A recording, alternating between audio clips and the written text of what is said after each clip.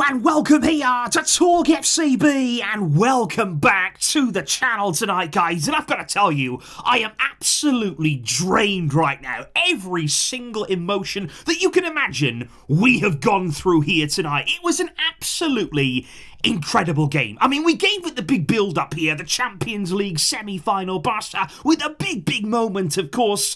And it really did deliver. I mean, two teams on show tonight. The difference in styles, the difference in tactics was extraordinary. I mean, Inter certainly caused us problems. We're going to be talking all about those. Of course, they scored goals on the night. They led on several occasions. But every single time,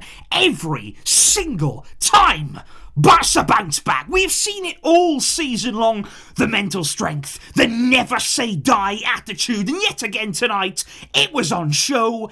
And can we just say, Lamine Yamal, you are next level. What we are seeing from this young man, a 17-year-old, you can't describe it. You cannot explain it. All that you can do is sit down and enjoy it. What a performance from Yamal. Barca in the end have got a result that I think they'll take. I think they will accept it. But let's talk about the game. Let's talk about a roller coaster ride.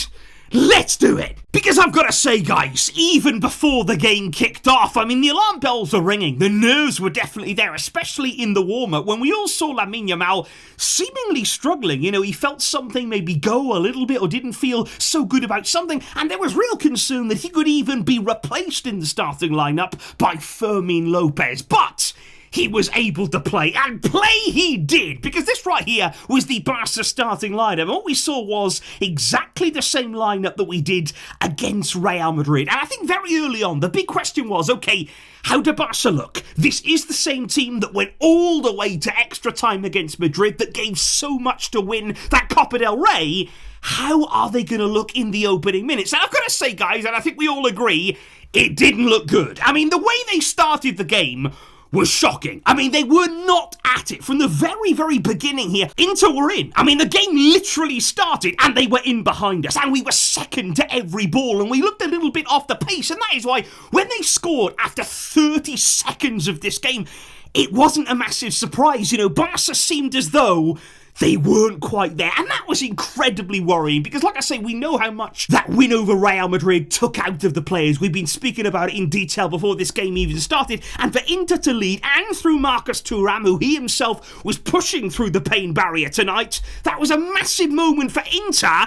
And again, the question was, how can we bounce back, and will we do that now? But then, of course, guys, the massive issue was, as much as Barca from that moment really, they did wake up, they certainly did grow into the game, and the first half, in my opinion, was absolutely spectacular. We started really pinging the ball around their fantastic pace that we were playing with. Ferran Torres had real chances inside the area there. Inside the first 20 minutes, he had maybe two opportunities there in and around the penalty area where you're just thinking, hit the target, make sure here you're working the goalkeeper, and he couldn't quite do that there in the opening stages. And again, the camera was cutting to Robert Lewandowski in the stands, and we are missing key players. There was no Lewandowski tonight, no Alejandro Balde. You can't forget here that Barca were nowhere near full strength.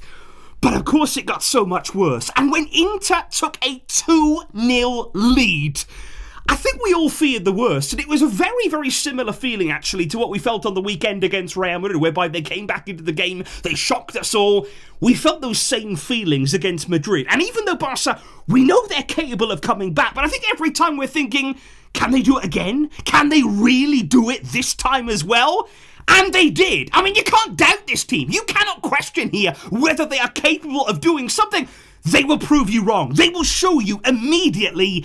And look at the young man who made it happen. I mean, Yamal tonight, it was extraordinary. It was like, every single time that we got the ball, we're looking for him. We're looking for a 17-year-old in a Champions League semi-final. Every time we had it, where's Yamal? Can he do something? Can he be the man to really help us here?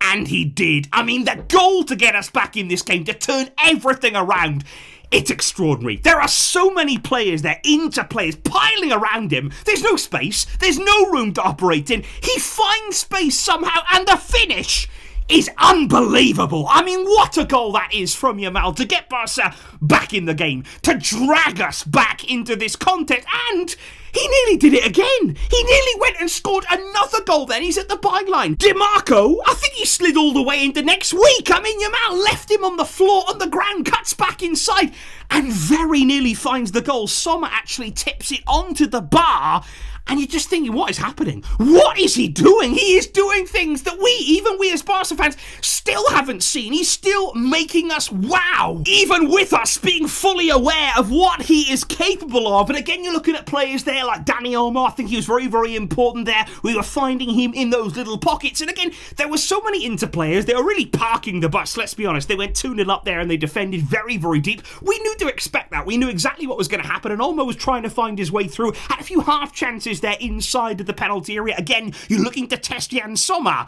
But then the goal came. Then the equalising goal came. This was absolutely beautiful here, the move. Pedri starts it from that deep position. Again, we've seen this all season long from him. I thought Raphinha made some really good runs there off the back of Inter. You know, he's constantly trying to stretch them there, constantly trying to get in behind for these crosses there that just dipped in behind Inter. Great ball from Pedri. Raphinha, very unselfish, sees the run of Ferran, just cushions the header, and the movement here from Ferran, it's outstanding. You've got to give him huge, huge credit here because he evades Inter in an absolutely perfect way. Wonderful run to get on the end of this, and he slots it home there. And in that moment, Barca overcame that deficit. They were 2-0 down. They again were really up against it.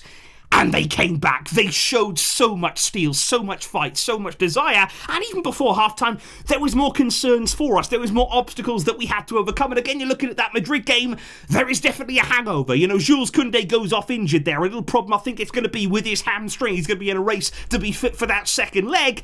And that's an issue. Because all night long, really, our backline was very, very disrupted. And I think you saw that in our performance there. Eric Garcia came on for Koundé. Inter had a few of their own problems as well. Lautaro Martinez had to go off injured. He had to be replaced by Taremi there just at the start of the second half. But I think the first half, guys, wonderful, wonderful response from Barca. The football on show, it was electric. We were really penning into back. They couldn't get out of their half. You know, they didn't know what to do. They weren't even attacking there. Their goals came from very, very simple situations that we didn't deal with well. But in general, we really did ramp up the pressure. We really did make sure they felt it. And we really did feel as though we were on the verge of something special. We were pushing to get ahead in this game. And I think the second half then, I was maybe hoping for a little bit more. Because at half-time then, Ronald Araujo came on for Gerard Martin. And what that meant again was it's another change to that back line. We then saw Inigo Martinez. We discussed the possibility of this happening. He moved out there to left back. But again,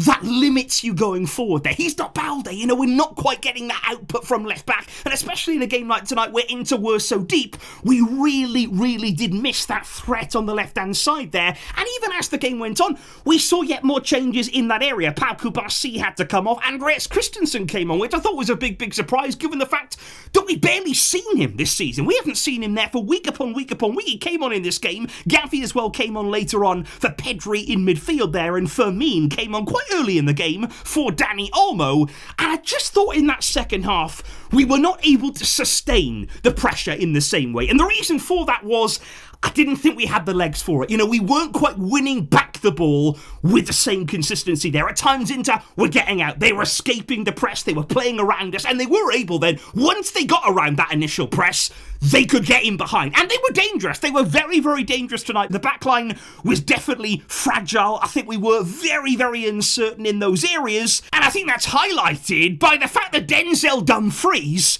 he could have a hat-trick. I mean, he could genuinely believe in this game tonight with a hat-trick. He gets his second goal from a corner, though. And I mean, this is just ridiculous from Barca. I mean, this is the one thing that you don't do. They did so much right. They did so much well.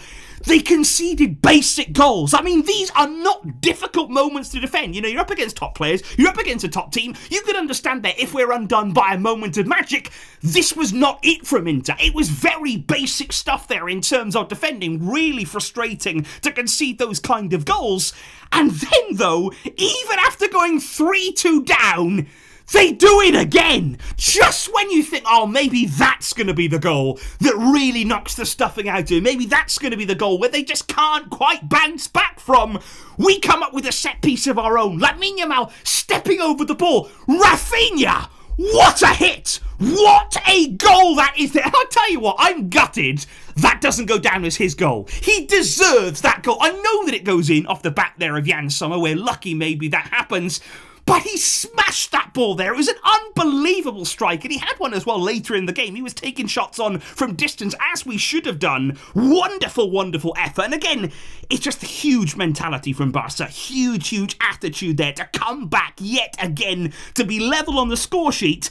And like I say, from that moment, I just don't think we did enough. We didn't really look like the same team that was piling on the pressure in the first half. I don't think we were able to play in that same way. We weren't quite able to get the winning goal.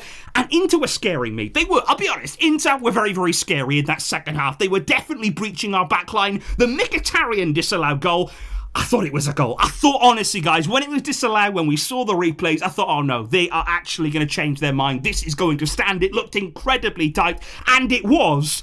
But thankfully, it was not given. It was just offside there against Mkhitaryan. But we did ride our luck at times tonight. It was nervy. It was a little bit sketchy at the back. But going forward, I mean, you can't fault Barca. And in terms of the effort, you cannot fault what we showed tonight. We had an incredibly demanding game on Saturday. We didn't know how the team would look. They were tired. There's no escaping that. We need to do massive rotations. I mean, huge rotations this weekend against Valladolid. But you can't fault the effort. What a performance there, especially in the first half. We go to the second leg, well in it. We can still win this. We can still reach the final.